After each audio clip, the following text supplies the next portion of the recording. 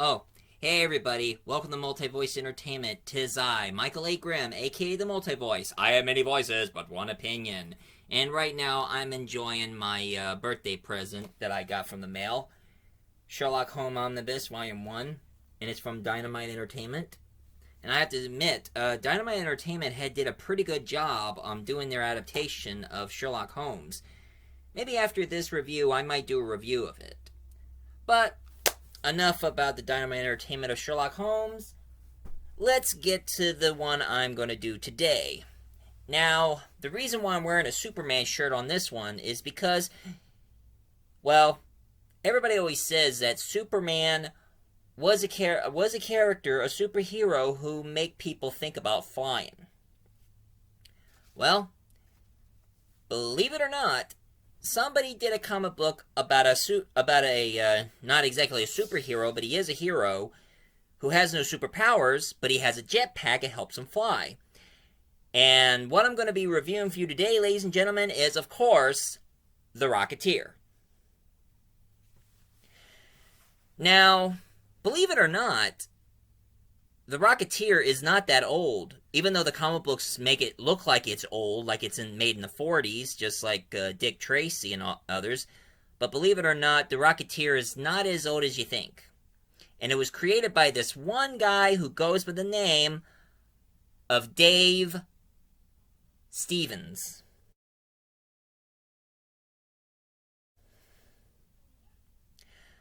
Now, Dave Stevens, he created a sci-fi comic book about another character which he gave the Rocketeer his first appearance in, which is Star Slayer 1982.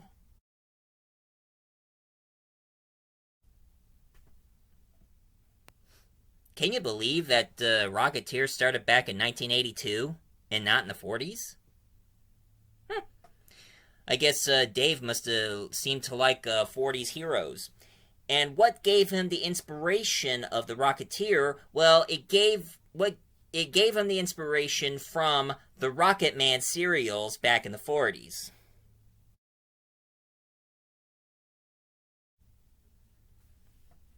Now you can look up the serials, and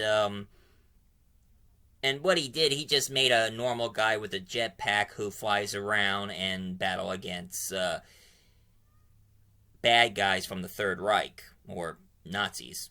I don't know if the censorship's going to let me say that or not, but anyway. But if you want to get the entire story, here is the graphic novel. There's what the graphic novel looked like of the Rocketeer.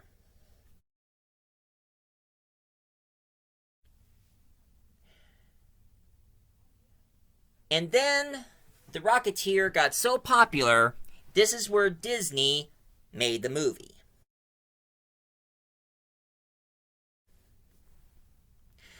But of course, the difference between the comic book and the movie is a lot more different than you expect, because the Rocketeer in the original comics was kind of dark, while the Rocketeer is more kid-friendly because of Disney. Disney made the movie back in 1991. And the premise goes, you have an airplane pilot named Kiff, played by Billy Campbell.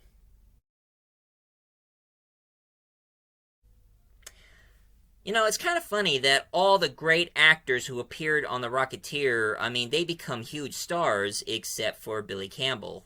I mean, after he appeared on Rocketeer, he didn't do much afterwards. I mean, he keep on appearing in a few movies movies and shows, and he usually play a bad guy or something. Kind of makes you wonder whatever happened to Billy's career. Anyway, Billy is an airplane pilot, and he is helped by his trusty assistant, goes by the name of PV, played by Alan Arkin.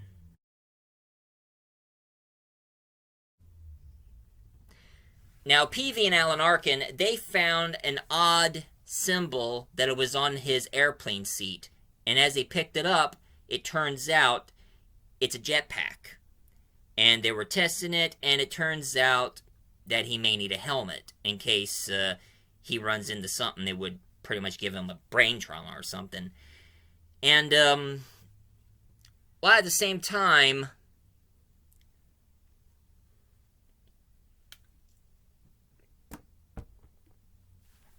there's an Errol Flynn-like bad guy who goes by the name of Neville Sinclair, played by Timothy Dalton.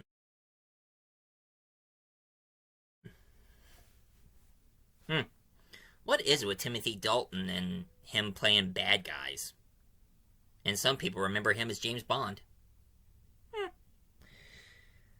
But anyway, turns out that Timothy Dalton, he's in league with the mobsters, and the head mobster is, of course, Eddie Valentine, played by Paul Savano.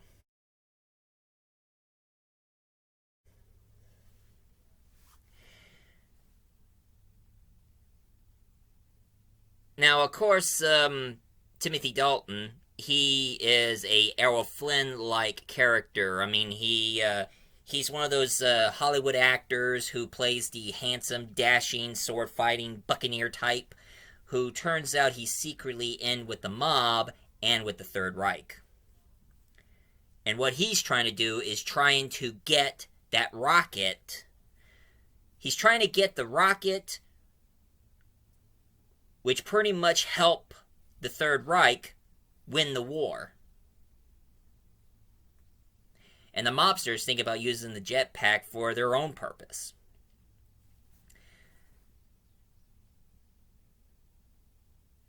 Now, of course, while he was being the Rocketeer, he finally made his helmet, he got himself all dressed up, and put on the jetpack, and he started flying around, going all...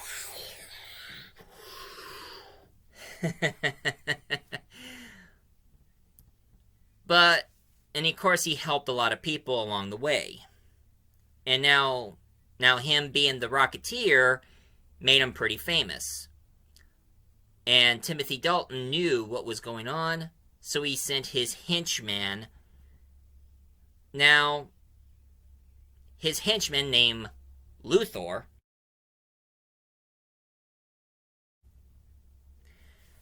Now, Luthor, believe it or not, they base Luthor out of the most historical actors in history who always played a mobster or a goon or a bad guy named Rondo Hatton.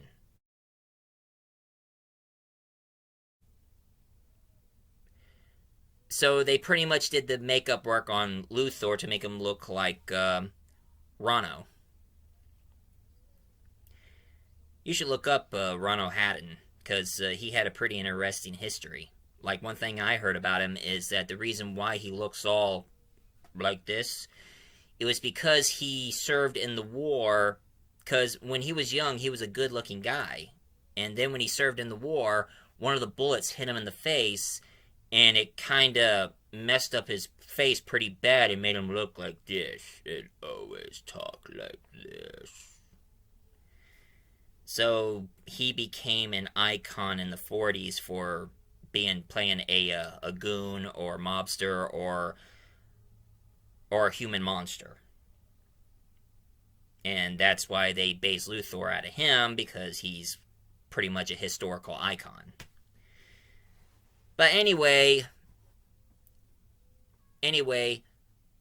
Cliff tries to contact his girlfriend, who's a struggling actress named Jenny Blake, played by Jennifer Conroy.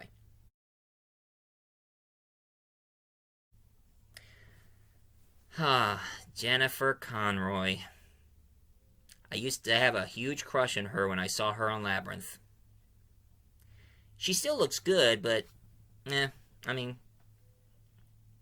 say she does. She still does look good. She really does. But here's a little known fact: Jenny Blake was never in the comics. Jenny Blake was a made-up love interest from Disney, because in the actual comic books, the Rocketeer's real girlfriend, who is also a struggling actress but also a model, Betty Page.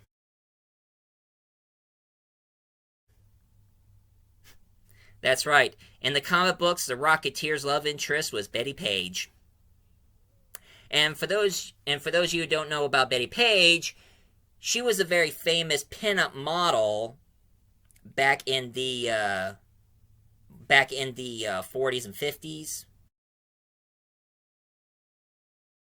probably 60s. I mean, Marilyn Monroe was a beautiful blonde bombshell, but Betty Page, she was a raven-haired femme fatale. And if you want to know about her history, there is a movie they based from her history called The Notorious Betty Page that HBO made. But enough about Betty Page. Let's get back to the story. And of course, Cliff is trying to tell Jenny that he is the Rocketeer, but turns out she didn't listen to any of the news or the newspaper or anything about the Rocketeer. But she starts to realize that Timothy Dalton is crooked and is evil. So, and of course he has the mob with him, until all of a sudden it turns out he was betraying the mob so he can find that rocket and give it to the Third Reich, so his Der Fuhrer can win the war. And of course, some of the people from the government showed up. They grabbed Cliff, and it turns out that his friend Peavy is with the inventor of the jetpack, Howard Hughes, played by Terry O'Gwyn.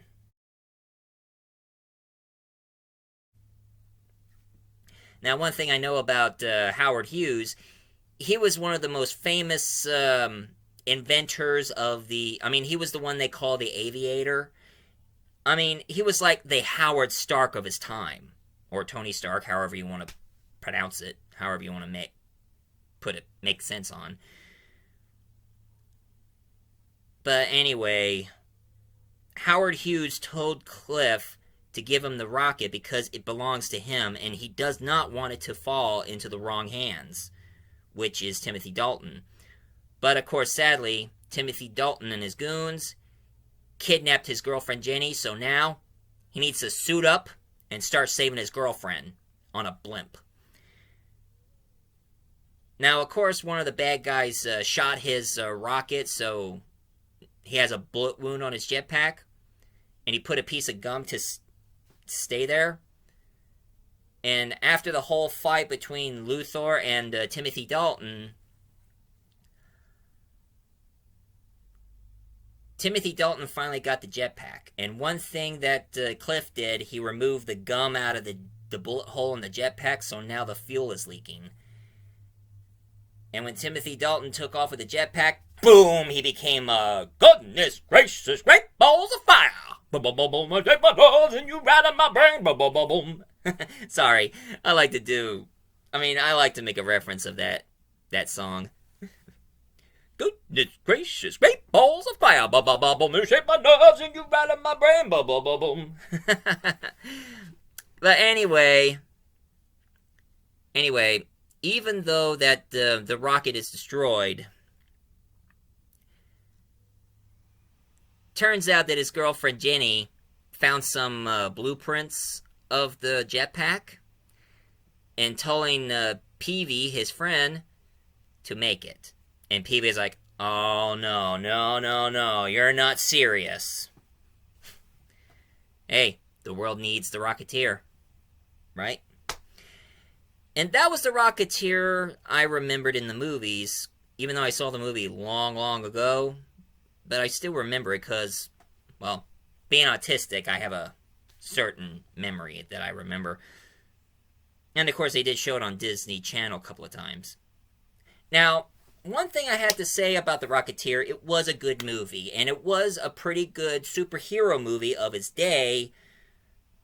It's just too bad it's not part of Marvel, or else the Rocketeer should have made an appearance on the MCU.